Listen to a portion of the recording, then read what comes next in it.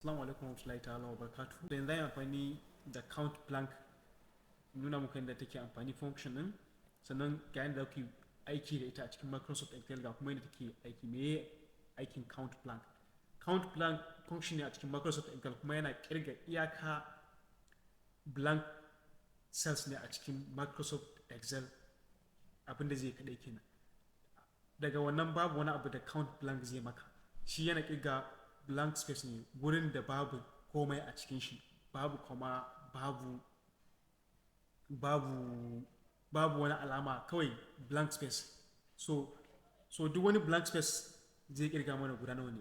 So wannan bayanan mu gashi mana da bayanan mu da kuma sunan ɗaliban mu da kuma total score din ɗalibai. So za mu amfani da count blank ne, ni counting mutum nawa ne babu bayanan su a cikin wannan records da muke da shi na student score din. Mutane nawa ne suke babu bayanan su kwata-kwata ma a ciki, su ba su fada absent ba, su ba su fada a cikin wanda suka zauna jarabawa ba. So abinda zamu nemo kenan, mutane nawa ne.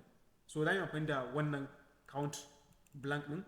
Yanzu za mu sa starting formula din shine equal sign, sai na sa count kamar yadda kuke gani blank, gashi nan ta fito. Me suka ce count the number of the empty cells in a specific range of the cells. So shine zan da muku yadda take range me muke so mu nema shine za mu highlight range din mu.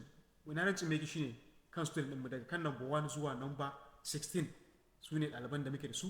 So daga nan na highlight range na gashi nan from D5 to D20.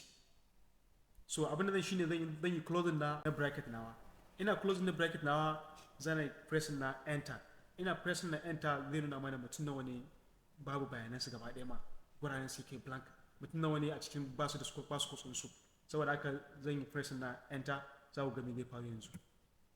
Gashi ya ban mutum uku a cikin mutum 16, mutum babu bayanan mutum uku. So ya aka yi bayanan mutum uku suka bata. So mun yi amfani da wannan ne mun nemo cewa mutum uku ne babu bayanan su.